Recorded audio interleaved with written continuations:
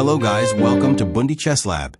In these series of videos, we are going to look at some basic chess opening fundamentals, and I will show you a game between Wilhelm Steinitz versus Henry Edward Bird, where Wilhelm Steinitz is playing with white. Steinitz starts with e4, e6, d4 gaining the center, d5, knight c3, d takes e4, knight takes e4, knight f6. Here Steinitz played knight takes f6 check, queen takes f6. Now here black's queen enters the game early, creating an immediate target for white to exploit. The objective is to develop our pieces efficiently while keeping the queen under constant pressure.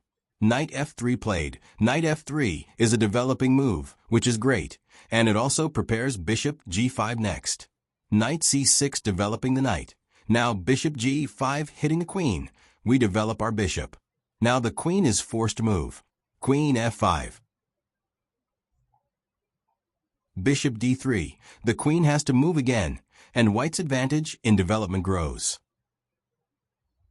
Queen g4. White's pieces encircle black's queen, leaving her with limited escape routes and restricting her movement.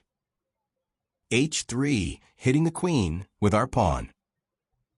Queen crosses g2, which is poison pawn, and black is now in big danger. Rook h2. The black queen is completely cornered.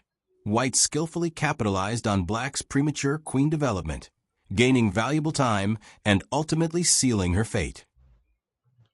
After h3, if queen h5 was played, then the move g4 traps the black queen. Develop with tempo. Coordinate your moves for maximum impact. Avoid early queen deployment. She's vulnerable and can easily be trapped. So this is it guys for this video on the Bundi Chess Lab. I hope you will subscribe. We will meet in the next video.